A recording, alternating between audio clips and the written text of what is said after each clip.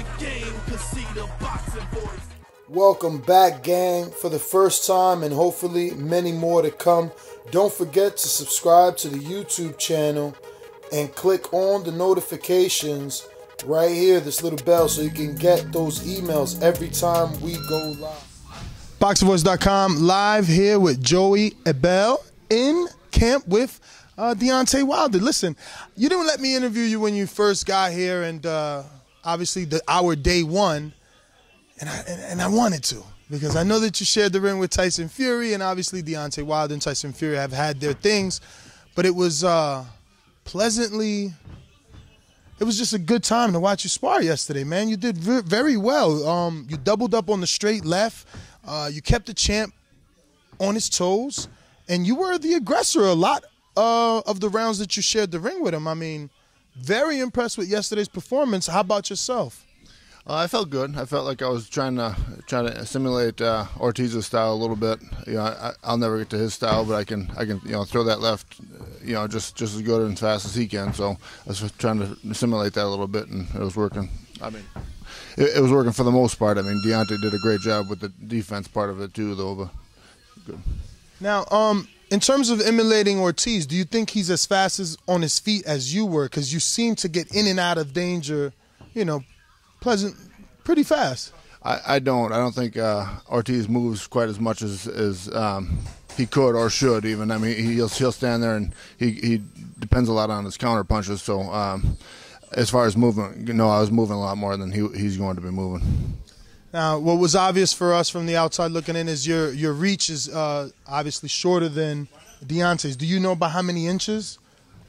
Quite a bit shorter. I don't got a long reach on me. That's why I got to move quite a bit. But he's probably got 7 inches on me.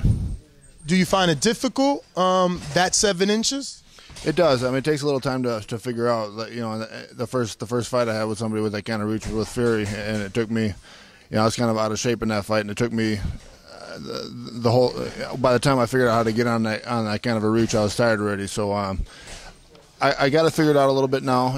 I've grown as a fighter. I've grown my knowledge as a fighter as how to get in and out. And but it is very difficult getting on a fighter that knows what he's doing, knows how to keep you at distance. So. And again, the reason that I was so impressed is because, like Donovan Dennis, yesterday was your first time with Wilder, so the confidence level was there. Like I've been here maybe 5 camps already. I've seen different sparring partners. Where'd you find the confidence? Is it just because you've already been in there with tall guys like Tyson Fury? Yeah, I mean, I always try to carry a little bit of confidence in boxing. You got to, otherwise you're not gonna like Deontay was saying yesterday. If you don't have the confidence in yourself, you can't ask anybody to have confidence in you. So I mean, I've been around, I've been in the ring a lot, and I know the ropes. So my confidence was there just because of my experience. Well, speaking of knowing the ropes, we actually had a discussion amongst ourselves after we left the camp, and we questioned one another whether or not, I believe it was a right hand, or it could have been a left hook, but you tell me if you remember, that kind of put you on the ropes, and we debated whether or not in a real fight would that be counted as a knockdown. Do you feel that it would be counted as a knockdown, that the referee would give you a standing 8 due to the ropes keeping you up?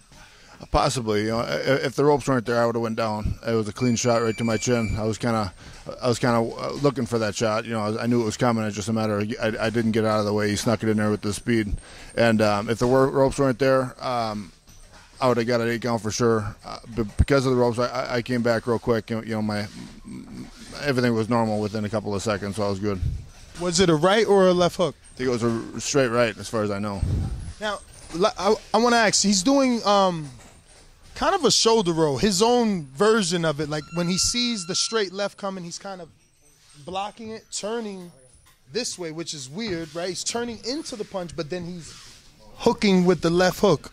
He didn't really hit you with that, but were you weary of it? Did you see it and were able to avoid it, or did you see it from the outside watching him spar with the other sparring partners? I seen it from the outside, and I knew when I was throwing my straight left, I needed to get out of there to the right because I knew he'd be rolling and he'd have a lot further to go, with that comeback hook. So I kind of seen it coming, and a little bit more work, couple more rounds, he'd get it down and he's gonna be landing it. Is that traditional? It doesn't seem like it. There's a couple of things that bigger guys like him do, bigger, longer, faster guys like him do that he can make untraditional things work. Now, before I let you go, obviously, you know, online, Wilder is not just his last name. It's his style. He's wild. He doesn't have good balance with his feet. You know, so many mistakes the world want to peg him with. But now you being in the ring with him, is that unorthodox style that people call wild or untraditional, where they feel he's lacking skills, is that working for him in your opinion? It definitely is. He can get wild sometimes, but I've never seen him get wild when he shouldn't. You know, he's getting when he does get a little bit wild, he gets wild when somebody has no comeback for him. So I mean, he's throwing punches that aren't going to be answered anyway. So he's just throwing them as hard and from whatever angle he can. So it definitely works for him.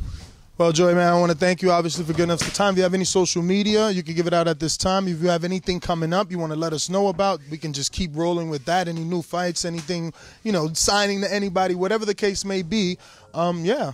Yeah, no, I don't got any fights signed right now. I'm just waiting on the word for the next one to come up. You can look me up on josephabell.com or Joseph Abell on Facebook or Joey Abell on Facebook. All right, well, thank you very much. Excited to see you work today, man. Thank you.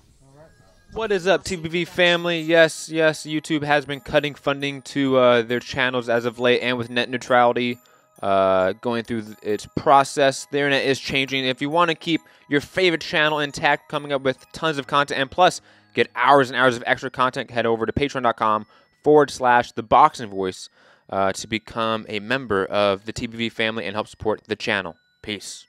In the game, 'cause see the boxing voice.